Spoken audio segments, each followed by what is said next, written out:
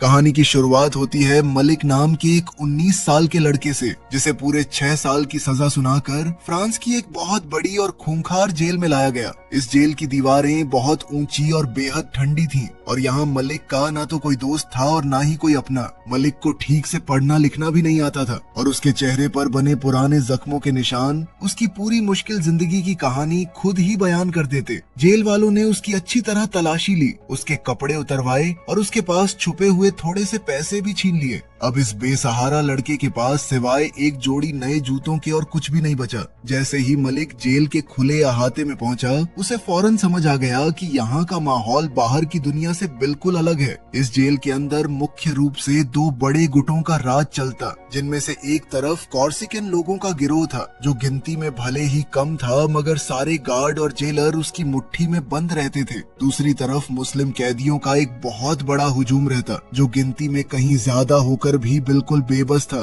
क्योंकि असली ताकत तो हमेशा कॉर्सिकन लोगों के हाथ में ही रहती। मलिक इन दोनों ही गुटों के लिए एक बिल्कुल अनजान चेहरा था, इसलिए पहले ही दिन कुछ कैदियों ने उस पर हमला करके उसके वो नए जूते तक छीन लिए। मलिक ने जवाब में हाथ पांव तो खूब चलाए, मगर अकेला होने की वजह से बुरी तरह पिट गया। उन पहले कुछ दिनों में मलिक ने भूख मार और बेइज्जती सब कुछ चुपचाप सहा और रातों को अपनी कोठरी में अकेले पड़े पड़े यही सोचता रहा कि इस नरक से वो जिंदा निकल भी पाएगा या नहीं। इसी जेल में इन कॉर्सिकन लोगों का सरदार बिली था, एक बूढ़ा मगर बेहद खतरनाक आदमी, जो पूरी जेल को अपने इशारों पर नचाता और जिसकी एक ही आवाज पर अच्छे अच्छे लोग थर थर कांप उठते। जेलर तक उसके सामने मुंह नहीं खोलते थे, क्योंकि अंदर की असली सरकार तो यही बूढ़ा ही चलाता। उन्हीं दिनों जेल में इमरान नाम का एक नया मुस्लिम कैदी आया, जो बाहर की दुनिया में एक बहुत बड़े मुकदमे का गवाह था और कुछ ही दिनों में उसे अदालत में जाकर कॉर्सिकन गिरोह के एक आदमी के खिलाफ गवाही देनी थी। बिली किसी भी हालत में नहीं चाहता था कि ये गवाह जिंदा बचे, मगर असली मुश्किल ये थी कि इमरान मुस्लिम हिस्से में रहता और बिली के अपने आदमी वहाँ तक आसानी से पहुँच नहीं पाते। बस यहीं पर इस बूढ़े सरदार की नजर उस नए और कमजोर दिखने वाले मलिक पर जा टिकी। बिली ने मलिक को अपने पास बुलाकर उसके सामने एक ऐसी शर्त रखी कि उसे सुनते ही मलिक के पैरों तले से जमीन खिसक गई। उस बूढ़े ने साफ साफ कह दिया कि या तो वो इमरान को मार दे या फिर अपनी मौत के लिए तैयार हो जाए। मलिक बुरी तरह घबरा गया, क्योंकि उसने आज तक किसी का खून नहीं किया था, इसलिए उसने किसी तरह जेल के किसी बड़े अफसर तक अपनी बात पहुंचाने की कोशिश की ताकि इस फंदे से बच सके। मगर कॉर्सिकन लोगों को उसकी इस कोशिश की भनक लग गई और उन्होंने मलिक के सिर पर प्लास्टिक की थैली चढ़ाकर उसका दम घोंटते हुए डराया कि इस जेल में हुक्म सिर्फ उन्हीं का चलता है। डर के मारे मलिक ने एक आखिरी दांव खेला और जानबूझकर एक दूसरे कैदी की पिटाई में हाथ बटाया, ताकि उसे सजा के तौर पर सॉलिटरी कन्फाइनमेंट में डाल दिया जाए और उसे ये काम करना ही ना पड़े। मगर ये चाल भी काम नहीं आई, क्योंकि बिली ने उसे पकड़कर बहुत बुरी तरह पीटा। अब मलिक के पास इस खौफनाक काम को करने के सिवा कोई दूसरा रास्ता नहीं बचा। कॉर्सिकन लोगों ने उसे समझाया कि वो एक धारदार ब्लेड को अपने मुंह के अंदर गाल और दांतों के बीच छुपा कर रखेगा और फिर दोस्त बनकर इमरान के पास जाकर उसका भरोसा जीतकर सही मौके पर उसका काम तमाम कर देगा। मलिक ने अपनी कोठरी में अकेले बैठकर इस ब्लेड को मुंह में छुपाने का कई बार अभ्यास किया, मगर बार बार वो धारदार ब्लेड उसकी अपनी ही जीभ और गाल को काट देता और उसके मुंह में खून भर जाता। इस मासूम से दिखने वाले लड़के के लिए ये सब किसी भयानक सपने जैसा था, मगर अपनी जान बचाने के लिए उसे ये सब करना ही पड़ता। आखिरकार वो मनहूस दिन आ ही गया जब मलिक को इमरान की कोठरी में भेजा गया। इमरान को लगा कि ये सीधा साधा लड़का सच में उसका दोस्त बनने आया है, इसलिए उसने बड़े प्यार से मलिक से बातें की और जब उसे पता चला कि मलिक तो पढ़ना लिखना तक नहीं जानता, तो उसने उसे किताबें देने और पढ़ाने तक का वादा कर डाला। इमरान ने उसे एक प्यारी सी बात भी कही कि जिंदगी में हमेशा थोड़ा और समझदार बनकर आगे बढ़ना चाहिए। मगर उस वक्त मलिक के दिल में तो कुछ और ही पक रहा था और जैसे ही उसे सही मौका मिला, उसने अपने मुंह से वो छुपा हुआ ब्लेड निकालकर इमरान पर वार कर दिया। ये काम बेहद डरावना और बेहद बेरहम साबित हुआ और इस छीना झपटी में मलिक खुद भी बुरी तरह जख्मी हो गया, मगर उसने अपना काम पूरा कर ही दिया। इमरान वहीं फर्श पर तड़पते हुए दम तोड़ गया और मलिक ने बड़ी सावधानी से वो ब्लेड मरे हुए इमरान के हाथ में रखकर फर्श पर बिखरे खून से बचते हुए बाथरूम में जाकर अपनी कमीज से खून के सारे निशान धो डाले। इस एक खून ने मलिक की पूरी जिंदगी को जड़ से बदल दिया, क्योंकि अब वो कॉर्सिकन गिरोह की पनाह में आ चुका था। बिली ने उसे सिगरेट के पूरे पूरे डिब्बे भिजवा कर जता दिया कि अब वो उनकी सुरक्षा में है, मगर इस पनाह की कीमत बहुत भारी निकली। कॉर्सिकन लोग मलिक को जरा भी इज्जत नहीं देते थे। वो लोग उससे अपने नौकर की तरह पेश आते। वो उसे बेवकूफ समझते थे और हर वक्त उसका मजाक उड़ाते रहते। दूसरी तरफ जेल के बाकी मुस्लिम कैदी उसे एक गद्दार समझने लगे, एक ऐसा इंसान जो कॉर्सिकन लोगों के तलवे चाटता है। बेचारा मलिक दोनों ही तरफ से अकेला पड़ गया, ना तो पूरी तरह इधर का रहा और ना ही उधर का। मगर असली मुसीबत तो अब शुरू हुई, क्योंकि जिस इमरान को मलिक ने अपने हाथों मारा था वो अब एक साए की तरह उसकी जिंदगी में लौट आया। रात के सन्नाटे में अपनी अकेली कोठरी में मलिक को अक्सर वही इमरान साफ दिखाई देता जिसके गले पर ब्लेड के वही गहरे निशान होते। मगर अजीब बात ये थी कि इसी परछाई ने उसे आगे की हर चाल समझने में मदद की। मलिक ने धीरे धीरे इस डर को अपनी ताकत में बदलना सीख लिया और यहीं से उसके अंदर का असली खिलाड़ी जागने लगा। इमरान के उन्हीं आखिरी शब्दों ने मलिक के दिल पर गहरी छाप छोड़ दी और उसने मन ही मन तय कर लिया कि अब वो सिर्फ किसी का गुलाम बनकर नहीं रहेगा, बल्कि कुछ बनकर दिखाएगा। सबसे पहले उसने पढ़ना लिखना सीखना शुरू किया और इसी दौरान जेल में उसकी मुलाकात रेहान नाम के एक और मुस्लिम कैदी से हुई। रेहान एक पढ़ा लिखा और बेहद समझदार इंसान था, जिसने मलिक को अक्षर पहचानना और शब्द जोड़ना सिखाया और धीरे धीरे ये दोनों बहुत गहरे दोस्त बन गए। मलिक ने जेल में दी जाने वाली क्लासेस में भी जाना शुरू कर दिया। वो हर उस छोटी बड़ी चीज को सीखने लगा जो आगे जाकर उसके काम आ सकती है। जो लड़का कभी अपना नाम तक नहीं लिख पाता था वो अब किताबों के पन्ने पलटने लगा और रेहान सिर्फ उसका उस्ताद ही नहीं बल्कि इस अंधेरी दुनिया में उसका इकलौता सच्चा दोस्त भी बन गया। दोनों घंटों बैठकर बातें करते और मलिक को पहली बार ऐसा लगा जैसे इस जेल में कोई तो है जो उसे एक इंसान समझता है। मगर मलिक ने जो सबसे चालाक और सबसे जरूरी काम किया वो ये था कि उसने चुपके इन्हीं कॉर्सिकन लोगों की अपनी जबान सीखनी शुरू कर दी और ये बात पूरी जेल में किसी को पता नहीं चली। बिली और उसके आदमी मलिक के ठीक सामने खड़े होकर खुलेआम अपनी जबान में बड़ी बड़ी योजनाएं बनाते, ये सोचकर कि इस बेवकूफ को क्या ही समझ में आएगा। मगर उन्हें ये अंदाजा तक नहीं था कि मलिक अब उनकी एक एक बात अच्छे से समझने लगा है। वो चुपचाप कोने में खड़ा रहकर उनके सारे राज सुन लेता, उनके धंधे की हर बारीकी को समझता। मलिक अब अच्छी तरह समझ चुका था कि इस जंगल जैसी दुनिया में जिंदा रहने और ऊपर उठने का सिर्फ एक ही तरीका है, अपने दुश्मनों की कमजोरी और उनके राज अपने पास महफूज रखो। फिर एक दिन जेल के अंदर एक बहुत बड़ा बदलाव आया जब बाहर की सरकार ने हुक्म जारी कर दिया कि ज्यादातर कॉर्सिकन कैदियों को इस जेल से हटाकर उनके अपने इलाके के पास वाली दूसरी जेलों में भेज दिया जाए। एक एक करके बिली के कई पुराने और सबसे भरोसेमंद आदमी जेल से चले गए, जिससे वो बूढ़ा सरदार जो कभी इतना ताकतवर था धीरे धीरे अकेला पड़ता चला गया। उसके पास अपने काम करवाने के लिए लोग कम होते गए और उसकी पकड़ कमजोर पड़ने लगी। इसलिए मजबूरी में बिली के पास मलिक पर भरोसा करने के सिवा कोई दूसरा चारा नहीं बचा। इस बूढ़े ने उसी अरब लड़के को अपनी आंख और अपना कान बना लिया और अब मलिक जेल के अंदर बिली के लिए हर खबर लाता, हर हलचल पर नजर रखता और उसके सारे छोटे बड़े काम खुद संभालता। जैसे जैसे मलिक का बर्ताव अच्छा रहा, जेल के अफसरों ने उसे कुछ घंटों के लिए बाहर जाने की इजाजत देनी शुरू कर दी, जिसे थोड़ी देर की छुट्टी कहा जाता। मगर हर बार जब मलिक बाहर जाता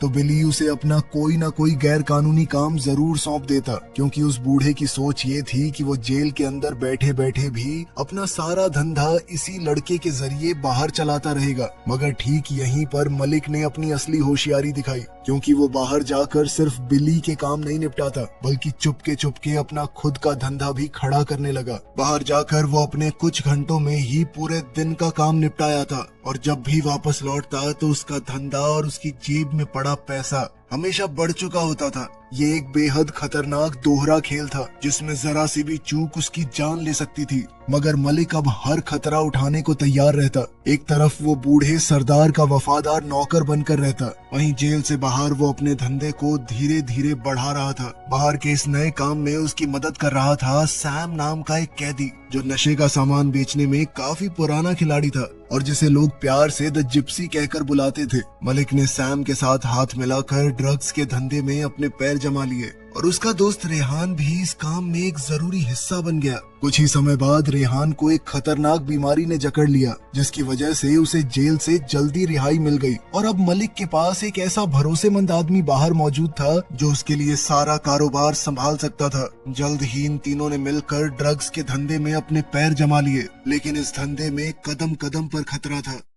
एक दिन रेहान को लतीफ नाम के एक दूसरे तस्कर ने उठाकर अपने कब्जे में कर लिया और जब ये बुरी खबर मलिक तक पहुंची तो वो अंदर से बौखला गया, मगर डरने या घबराने के बजाय उसने फौरन अपना तेज दिमाग लगाया और पता लगा लिया कि उस लतीफ का एक रिश्तेदार उसी की अपनी जेल में बंद है। उसने लतीफ के उस रिश्तेदार के पूरे परिवार को किडनैप करवा लिया और सीधी धमकी देते हुए मैसेज भेजा कि अगर रेहान का बाल भी टूटा ना तो मैं किसी को जिंदा नहीं छोड़ूंगा। इस तगड़ी चाल के सामने आखिरकार लतीफ को झुकना ही पड़ा और उसने रेहान को सही सलामत वापस छोड़ दिया, जिससे ये बात साफ हो गई कि अब मलिक कोई डरा सहमा लड़का नहीं बल्कि एक चालाक और तेज खिलाड़ी बन चुका है। मगर ये सारी बातें ज्यादा देर तक बिली से छुपी नहीं रह सकी। एक दिन उस बूढ़े सरदार को पता चल गया कि मलिक बाहर जाकर उसका काम तो करता ही है मगर साथ साथ अपना खुद का धंधा भी बना रहा है और ये बात उसे बिल्कुल हजम नहीं हुई। इसलिए गुस्से से भरकर बिली ने मलिक को एक बेहद दर्दनाक सजा दी। उसने एक चम्मच को मलिक की आंख पर पूरी ताकत से दबा दिया, जिससे उसकी एक आंख की रोशनी काफी लंबे समय तक कमजोर रही और ये बिली का अपना तरीका था उसे ये याद दिलाने का कि असली मालिक आज भी वही है। मगर मलिक ने ये भयानक दर्द भी अपने अंदर ही पी लिया।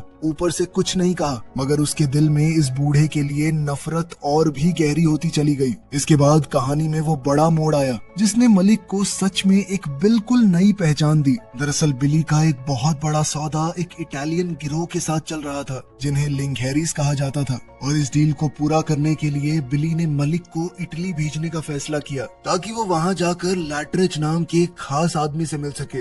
दरअसल वो आदमी भी अरब है, इसीलिए शायद बिली ने मलिक को चुना। मजे की बात ये रही कि बिली ने पहली बार अपनी जिंदगी में हवाई जहाज में ट्रैवल किया। खिड़की से बादलों को देखकर और हवाई जहाज में मिलने वाले मुफ्त खाने की वजह से वो एकदम बच्चों की तरह बर्ताव कर रहा था। मगर जैसे ही वो मार्सेल पहुंचा हालात बहुत खतरनाक हो गए। दरअसल लैटरिच के दिल में कॉर्सिकन लोगों के लिए सख्त नफरत भरी हुई थी, खासकर उसी इमरान के खून की वजह से। इसलिए जैसे ही उसे पता चला कि बिली ने मलिक को भेजा है, उसने उसे बंदूक की नोक पर पकड़ लिया और उसकी जान सीधे खतरे में पड़ गई। ऐसा लग रहा था मानो मलिक मरने ही वाला है, पर तभी सड़क पर एक साइन देखकर उसे पिछली रात देखा हुआ अपना एक सपना याद आया जिसमें बहुत सारे हिरन भाग रहे थे। उसने सीधा कहा कि गाड़ी को थोड़ा धीरे चलाओ, आगे एक हिरन टकराने वाला है हमसे। लेकिन सबको लगा कि वो बस बचने के लिए बकवास कर रहा है। तभी अचानक एक हिरन सड़क पर आ गया और गाड़ी सीधी उससे जा टकराई। इस एक अनहोनी घटना ने वहां मौजूद सबको हिलाकर रख दिया। लैटरिच को तो अपनी आंखों पर यकीन ही नहीं हुआ कि इस लड़के ने आने वाली घटना के बारे में पहले से ही कैसे बता दिया और उसने मान लिया कि मलिक के सर पर ऊपर वाले का हाथ है। हालांकि मलिक ने लैटरिच को ये भी बिल्कुल साफ बता दिया कि उस इमरान को असल में उसी ने मारा था। फिर भी लैटरिच उसकी काबिलियत और उसकी हिम्मत से इतना प्रभावित हुआ कि उसने तय कर लिया कि अब वो उस बूढ़े बिली के साथ नहीं बल्कि सीधे इसी नौजवान के साथ अपना धंधा करेगा। ये मलिक के लिए एक बहुत बड़ी कामयाबी थी क्योंकि अब बाहर की असली दुनिया में भी उसकी अपनी एक मजबूत पहचान बननी शुरू हो गई। सब लोग मानने लगे थे कि उसके अंदर कोई खास ताकत है। इस घटना के बाद तो जेल के मुस्लिम कैदियों के बीच भी मलिक की धाक जमने लगी और जिन लोगों ने कभी उसे गद्दार कहकर ठुकरा दिया था, अब वही लोग उसकी इज्जत करने लगे और उसके पीछे चलने को तैयार हो गए। एक तरफ जहां कॉर्सिकन गिरोह की ताकत लगातार कम होती जा रही थी, वहीं दूसरी तरफ मलिक की ताकत हर बीतते दिन के साथ बढ़ती गई। ये वही लड़का था जो कभी अपने जूतों के लिए सबसे पिटता रहा, मगर अब यही जेल के एक बड़े हिस्से का सरदार बनता चला गया। उधर बिली को अब ये महसूस होने लगा कि उसके अपने ही गिरोह में कोई गद्दार छुप कर बैठा है जो उसकी हर बात बाहर पहुंचा रहा है। दरअसल जेल के बाहर उसका काम संभालने वाला उसका मेन राइट हैंड आदमी जैकी चोरी छिपे इटालियंस के साथ हाथ मिला चुका था और इस बात की भनक लगते ही बिली बुरी तरह जल भुन गया। उसने मलिक को एक बहुत बड़ा और बेहद खतरनाक काम सौंपते हुए हुक्म दिया कि वो बाहर जाकर इसी जैकी को खत्म कर दे। बिली के दिमाग में दरअसल एक शैतानी प्लान चल रहा था। उसे लगता था कि ये लड़का घंटा नहीं मार पाएगा जैकी को, और अगर उसे मार भी दिया तो खुद भी अपनी जान गंवा देगा। इस तरह एक तीर से दो निशाने हो जाएंगे। मगर मलिक अब कोई कच्चा खिलाड़ी नहीं रहा। उसने अपने दोस्त रेहान के साथ एक प्लान बनाया। उन्होंने जैकी पर सीधा हमला करने के बजाय उसके गार्ड्स को पहले मार डाला और फिर खुद जैकी को उठाकर अपने कब्जे में कर लिया। लेकिन उन्होंने उसे मारने की बजाय उसकी गर्दन पर बंदूक रख के ये बता दिया कि उसे मारने का ऑर्डर असल में उसी की गैंग के लीडर बिली ने दिया है। ये बात बताकर उन्होंने जैकी को शहर के बीचों बीच जिंदा छोड़ दिया, क्योंकि मलिक अच्छी तरह जानता था कि अब इन दोनों बड़े कॉर्सिकन सरदारों के बीच एक भयानक जंग छिड़ जाएगी और इसी आपसी लड़ाई में ये दोनों ताकतवर लोग एक दूसरे को खुद ही खत्म कर देंगे, जिससे मलिक का रास्ता अपने आप साफ होता चला जाएगा। मलिक की ये गहरी चाल बिल्कुल सही बैठी, क्योंकि इस एक झूठ की चिंगारी ने कॉर्सिकन गिरोह के अंदर ही आपसी फूट और खूनी लड़ाई की आग लगा दी। जो गिरोह कभी पूरी जेल पर बेखौफ राज करता था, वो अब अपने ही लोगों के खिलाफ तलवारें खींचने लगा, और बिली जो कभी इस जेल की सबसे बड़ी ताकत था, अब चारों तरफ से पूरी तरह घिर गया। उसके अपने ही आदमी एक एक करके या तो मारे जाने लगे या फिर उसका साथ छोड़कर चले गए। वो अब एक टूटा हुआ, अकेला और बेबस बूढ़ा बनकर रह गया, जिसकी तरफ कोई ध्यान से देखता तक नहीं था। वक्त ने इस घमंडी बूढ़े से उसकी पूरी बादशाहत एक झटके में छीन ली, और ये उसी घमंड और उसी जुल्म का सीधा अंजाम था जिसने कभी इस पूरी जेल को अपने पैरों तले रौंदा था। जिस दौरान ये पूरी लड़ाई अपने चरम पर पहुंची, उस वक्त जेल के अंदर भी हालात बिल्कुल बेकाबू हो गए और चारों तरफ मार काट और अफरा तफरी के बीच हर गुट अपनी जगह बचाने के लिए एक दूसरे से भिड़ गया। मगर इस सारे शोर और हंगामे के बीच मलिक बिल्कुल शांत बना रहा, क्योंकि वो अच्छी तरह जानता था कि जब दो हाथी आपस में लड़ते हैं तो असली फायदा हमेशा किनारे खड़े देखने वाले को ही मिलता है। जब सारी धूल बैठी तो जेल का पूरा नक्शा ही बदल चुका था, क्योंकि पुराने सरदार या तो मिट्टी में मिल गए या किनारे लग गए, और उनकी खाली हुई कुर्सी पर अब चुपके से यही नौजवान आकर बैठ गया। ये कमाल मलिक ने न किसी बंदूक से किया, बल्कि सिर्फ अपने ठंडे दिमाग और अपने पक्के सब्र से कर दिखाया। इन सारी घटनाओं के बीच मलिक के सबसे करीबी दोस्त रेहान की हालत बहुत ज्यादा बिगड़ गई, क्योंकि उसकी वो खतरनाक बीमारी एक बार फिर लौट आई। रेहान ने अपने इलाज को और आगे न बढ़ाने का बेहद मुश्किल फैसला कर लिया, और अब उसके पास सिर्फ कुछ ही महीनों का वक्त बचा था। मरने से पहले इस सच्चे दोस्त ने मलिक से एक आखिरी वादा लिया कि उसके इस दुनिया से चले जाने के बाद वो उसकी पत्नी और उसके छोटे से बेटे का पूरा ख्याल रखेगा। और मलिक ने अपने इस जिगरी दोस्त को ये पक्का वादा दिया, और यही वो एक रिश्ता रहा जिसने मलिक के अंदर के इंसान को बचाए रखा। आखिरकार मलिक की रिहाई का दिन आ ही गया, क्योंकि उसकी पूरी सजा खत्म हो चुकी थी और जेल वालों ने उसे रिहा करने के सारे कागज तैयार कर दिए। एक पल के लिए मलिक को वो पहला दिन भी याद आ गया,